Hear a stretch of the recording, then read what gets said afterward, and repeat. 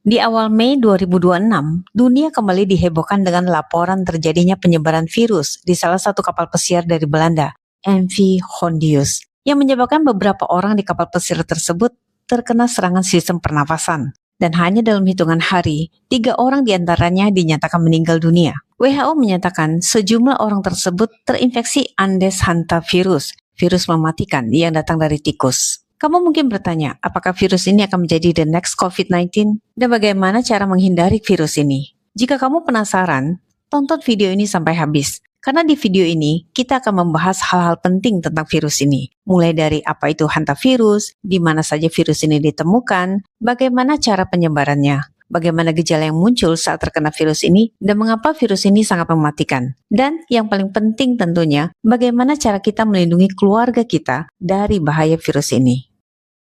Pekerjaan bersih-bersih di rumah adalah hal biasa yang kita lakukan sehari-hari. Tapi pernah nggak terpikirkan bahwa membersihkan area-area sudut rumah ataupun gudang penyimpanan atau garasi yang lembab kadang tidak aman untuk kamu?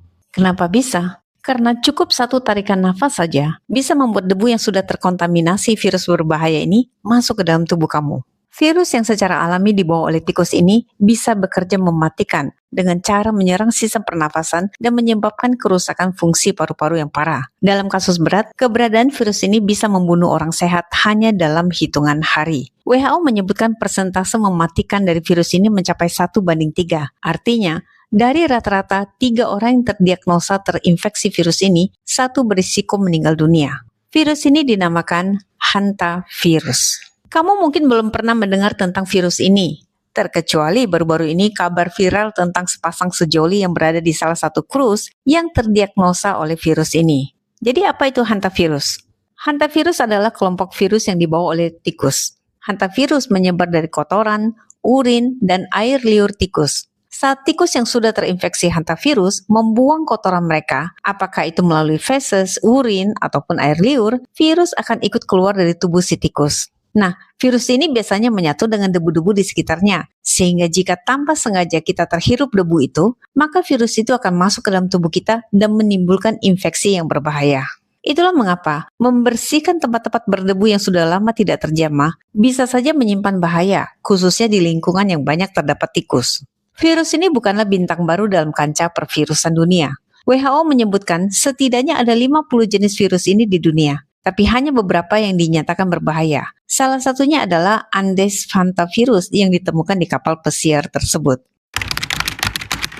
Dunia ini terdapat setidaknya 50 jenis hantavirus, dan masing-masing virus memiliki sifat yang berbeda-beda tergantung di belahan dunia mana mereka berada. Di benua Amerika, khususnya Amerika Selatan seperti Argentina dan Chile, hantavirus yang umum di sana disebut Andes hantavirus yang menyerang sistem pernafasan manusia dan mengakibatkan penyakit hantavirus pulmonary syndrome ataupun HPS. Tingkat keparahan dari virus ini termasuk fatal karena rasionya mencapai 1:3. Maksudnya, dari rata-rata 3 orang yang terkena virus ini, 1 orang diantaranya mengalami kematian dan itu bisa terjadi hanya dalam hitungan hari. Kalau kamu masih ingat, istri aktor Gene Hackman yang meninggal beberapa tahun yang lalu adalah karena hantavirus ini yang diduga diperoleh dari sisa kotoran tikus yang ada di basement rumah mereka. Infeksi hantavirus yang datang dari Andes virus ini atau HPS bisa menyebar dari manusia ke manusia, tapi hanya dengan kontak langsung dengan orang yang terinfeksi dan dalam waktu yang cukup lama. Sebagai contoh, seperti yang terjadi di kapal pesiar tadi. Di benua Eropa dan Asia, khususnya di Cina dan Korea, juga terdapat jenis hantavirus yang berbahaya yang disebut hantaan virus. Namun jenis virus di benua ini tidak menyerang sistem pernafasan, melainkan ginjal. Dan penyakit yang diakibatkan oleh virus ini disebut hemorrhagic fever with renal syndrome ataupun HFRS. HFRS sangat langka menyebar dari manusia ke manusia, tapi lebih sering menyebar dari bekas kotoran tikus ke manusia. Laporan terjadinya infeksi HFRS jauh lebih banyak dibandingkan HPS. Setiap tahun, hampir 100.000 orang yang terdiagnosa infeksi jenis virus ini. Walaupun tingkat keparahan dari infeksi virus ini juga mematikan, tapi masih pada rasio 1 hingga 10 orang. Maksudnya, dari rata-rata 100 orang yang terinfeksi, kurang lebih 1 hingga 10 orang yang akan mengalami gejala parah. Dan sebagai info saja, hantavirus yang sudah terdeteksi ada di Indonesia adalah jenis HFRS. Banyak orang mengira penyebaran virus ini hanya terjadi kalau kita sampai tergigit oleh tikus yang terinfeksi. Tapi salah, ternyata sebagian besar penyebaran virus ini tidak berkontak langsung dengan tikus. Saat tikus yang sudah terinfeksi membuang kotoran, apakah itu feses, urin, ataupun air liur, virus tersebut akan ikut keluar dan menyatu dengan debu yang ada di sekitarnya. Saat kita membersihkan area yang sudah terkontaminasi, seperti menyapu ataupun vakum, debu akan berterbangan membawa virus itu. Jika partikel debu tersebut terhirup oleh kita, maka virus itu akan masuk ke dalam tubuh kita. Itulah sebabnya, saat membersihkan area lembab yang sudah tertutup lama, yang kurang terkena sinar matahari, tanpa mengenakan pengamanan seperti sarung tangan ataupun masker, bisa berbahaya untuk kita sekeluarga. Jadi kesimpulannya, sebagian besar hantavirus tidak menyebar dari orang ke orang, tapi dari tikus ataupun bekas tikus kepada orang. Hantavirus punya rata-rata masa inkubasi yang berbeda. Hantavirus yang ditemukan di Amerika Serikat rata-rata memiliki masa inkubasi antara 1 hingga 8 minggu. Sedangkan hantavirus yang ditemukan di Korea, China, dan Indonesia rata-rata inkubasinya adalah 1 hingga 6 minggu. Maksudnya, dari kita terkontaminasi dengan virus ini, rata-rata kita baru akan mengalami gejala antara 1 hingga 6 minggu kemudian.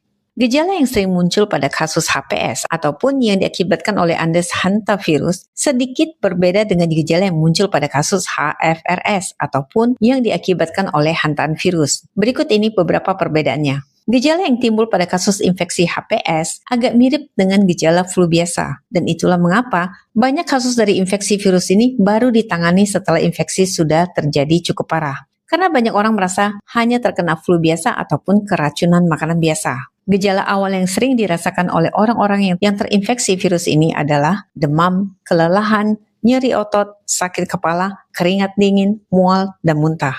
Setelah beberapa waktu jika tidak segera ditangani, gejala yang lebih serius bisa muncul, seperti batuk yang tidak berhenti, sesak nafas, ada terasa tekanan di bagian dada. Biasanya keadaan ini mulai muncul ketika cairan sudah menumpuk di bagian paru-paru. Hal ini terjadi karena virus telah merusak saluran pembuluh darah halus dan menyebabkan cairan merembes ke dalam paru-paru. Saat cairan di paru-paru sudah mulai banyak, maka pasien akan mengalami sesak nafas. Reaksi yang terjadi kemudian adalah kandungan oksigen di dalam tubuh orang tersebut berada pada titik yang berbahaya. Dan kemudian, satu persatu organ tubuh mulai rusak. Dan jika itu terjadi, dibutuhkan penanganan serius di ICU. Proses perkembangan kerusakan yang diakibatkan oleh virus ini bisa terjadi dalam waktu yang sangat cepat. Artinya, orang bisa saja merasa gejala ringan hari ini dan langsung menjadi berat dan fatal hanya dalam waktu beberapa hari ke depan.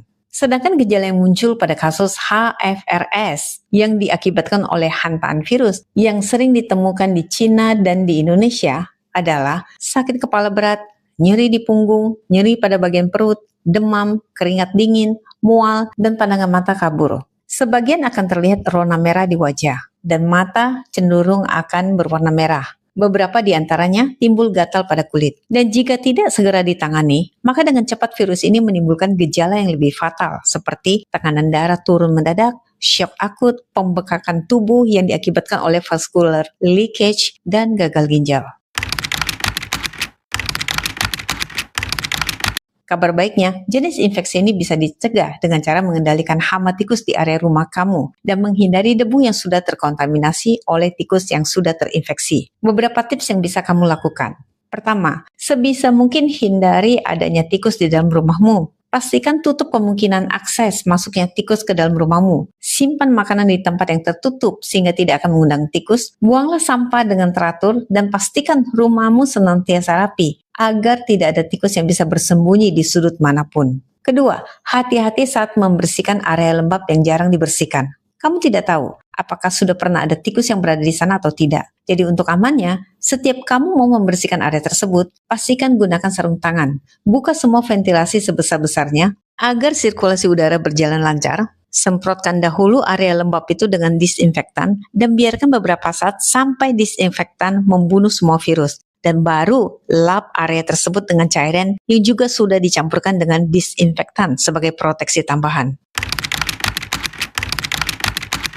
Kabar baiknya, pola penyebaran hantavirus tidak sama dengan COVID-19. COVID-19 adalah airborne virus, di mana virus dengan mudah menyebar di udara dan pada saat terhirup oleh orang lain, penyebaran juga akan sangat cepat. Sedangkan hantavirus, cara penyebarannya sebagian besar adalah karena dari tikus langsung ataupun kotoran-kotoran yang ditinggalkan tikus di benda-benda tertentu. Dan penyebaran itu terjadi ketika kita tanpa sengaja menyentuh area tersebut ataupun menghirup debu yang datang dari area yang sudah terkontaminasi. Kalaupun ada jenis hantavirus yang bisa menyebar dari manusia ke manusia seperti jenis Andes hantavirus tadi, itu pun dibutuhkan waktu yang lama dan kontak dekat secara langsung dengan orang yang sudah terinfeksi. Hantavirus mengingatkan kita bahwa bahaya besar sering tidak terlihat jelas di depan mata. Kadang bahaya itu datang dari debu di rumah kita atau ruang gelap di sudut rumah yang jarang terjamah atau sekedar tetesan liur ataupun urin tikus yang menempel di lantai rumah kita.